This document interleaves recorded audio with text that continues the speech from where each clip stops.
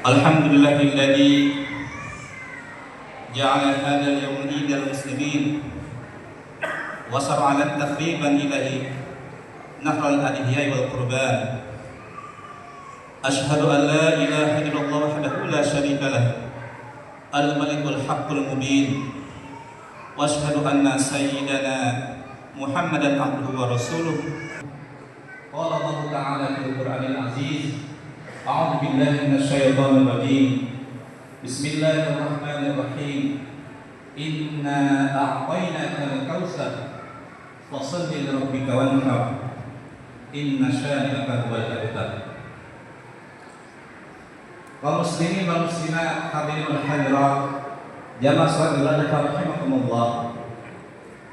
Pagi hari ini gema takbir, tahmid dan tahlil berkumandang memecah kesunyian bumi.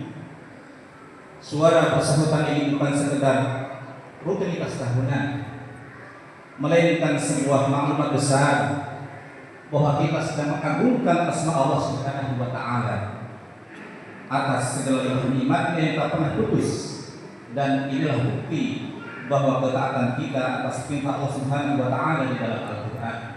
Wa litukmilul 'iddah wa litukabbirullaha 'ala ma hadakum wa la'allakum tashkurun. Dan hendaklah kamu mengagungkan Allah atas petunjuknya yang diberikan kepadamu supaya kamu bersyukur. Zayyin a'yadakum bitakbir. Hiasilah hari raya kalian dengan takbir. Hari ini kita berkumpul di tempat yang mulia ini untuk merayakan Aidul Adha, hari raya Kurban yang penuh dengan keberkahan. Islam menginginkan hari ini dan hari-hari berikutnya, itu hari tasyrik, menjadi hari yang membahagiakan bagi semua kita, bagi semua orang. Allahu akbar walillahil hamd. Kaum muslimin wal muslimat yang rahimakumullah. Di balik riuhnya suara takbir dan saya punya melihat bola tunggal yang kita saksikan nanti, ingatan kita secara otomatis dan Allah telah memilih Ibrahim menjadi kekasihnya.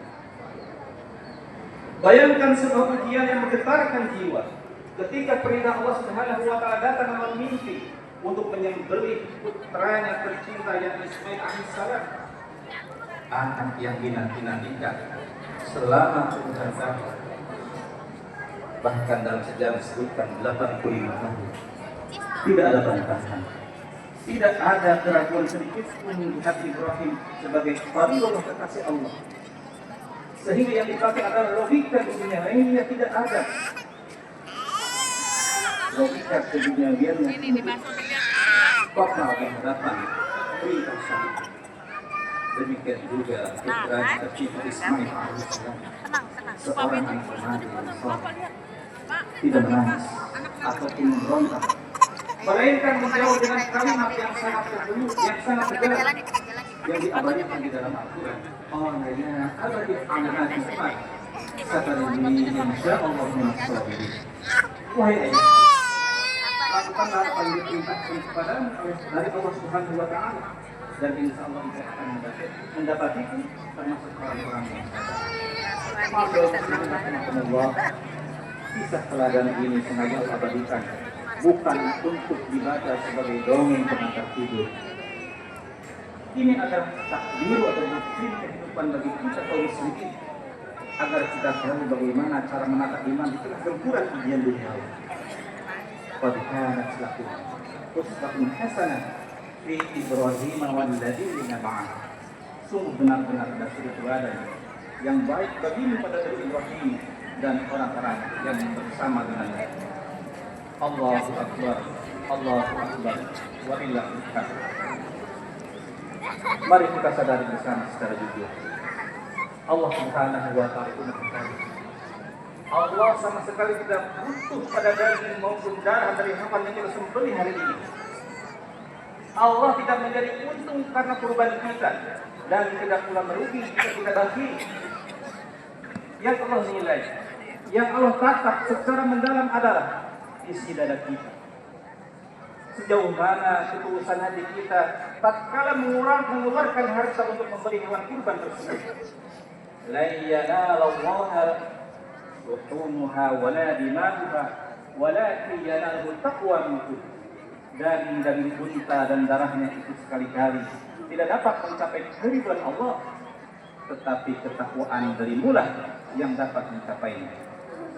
Maka agar ibadah kurban kita hari ini memiliki dampak nyata dalam kehidupan nyata dan tidak menguap sebagai sebuah ritual tahunan, ada 3 poin yang esensial yang harus kita tancapkan di dalam hati kembali kita, terutama bagi para kurban. Yang pertama adalah ujian ketauhidan dan pembuktian kita. Ibadah kurban adalah timbangan yang adil untuk mengukur di mana posisi Allah dalam hati kita. Kita sering terjebak mencintai dunia secara berlebihan. Seringkali harta, jabatan, ego atau bahkan keluarga kita jadikan berhala-berhala kecil yang membuat kita melalaikan perintah Allah Subhanahu wa taala. Nabi Ibrahim alaihissalam mengajarkan kita, cintailah apa yang ada di bumi, tapi jangan biarkan cinta itu mengalahkan cinta kepada Sang Pencipta. Kurban adalah momentum untuk menyembelih ego kepemilikan kita, agar kita sadar bahwa semua yang kita miliki hanyalah titipan. Hal ini sejalan dengan sabda Nabi Sallallahu Alaihi Wasallam yang menginginkan kadar cinta seorang mukmin. La yu'minu ahadukum hatta akuna ahabba ilaihi min walidihi wa waladihi wan nasi ajma'in. Tidak sempurna iman salah seorang di antara kalian sampai aku lebih mencintainya daripada orang tuanya, anaknya, dan manusia.